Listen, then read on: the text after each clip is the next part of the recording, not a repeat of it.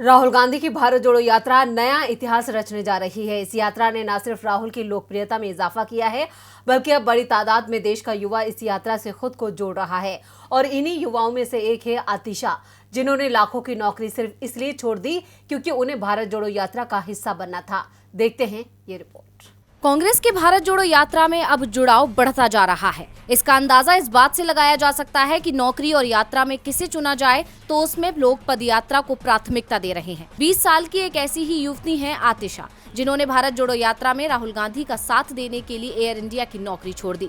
आपको बता दें कि आतिशा को एयर इंडिया की तरफ से ज्वाइनिंग लेटर आ चुका था, पैकेज भी लाखों का था, लेकिन उन्होंने पदयात्रा को चुना। घर की आय पिता की पेंशन है और इस पेंशन से ही घर के तमाम खर्चे पूरे होते हैं। महाराष्ट्र के नासिक की आतिशा युवा कांग्रेस की संयुक्त सचिव हैं। वो करीब 3 साल पहले ही कांग्रेस में आई थी। राष्ट्रवाद को लेकर मुखर आतिशा कहती हैं कि हमारा राष्ट्रवाद इस राष्ट्र से है, इस तिरंगे से है जो दिल में बसता है। ये नहीं कि कार्यालय पर जबरिया नारे लगाए जाएं। पदयात्रा में हमारा जीवन बदल गया है, दिनचर्या बदल गई है, बहुत कम में जीना सीख रहे हैं। यही भारत है और यही इस यात्रा की उपलब्धि है। ये सिखाती है कि बहुत कम में भारत में ज्यादा प्यार पाया जा सकता है। कांग्रेस की भारत जोड़ो यात्रा का नेतृत्व कर रहे राहुल गांधी दिन भर की यात्रा खत्म होने के बाद पदयात्रियों से बंद कमरे में उनसे बात करते हैं, उनसे समझते हैं और फिर अपनी बात कहते हैं। उन्होंने एक ऐसी ही चर्चा में पदयात्रियों से साफ कहा कि कांग्रेस को अपना माध्यम खुद बनना है, अपना मीडिया खुद बनना है। हमारे साथ इंसाफ नहीं होगा। ऐसे में ये एक तरीका है कि यात्रा पूर्ण होने के बाद गांव-गांव और गली-गली यात्रियों को खुद ही जाना होगा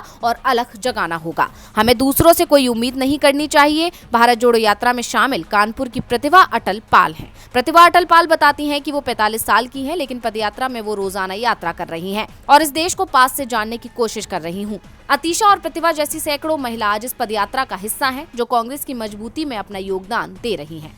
डीवी लाइव की रिपोर्ट।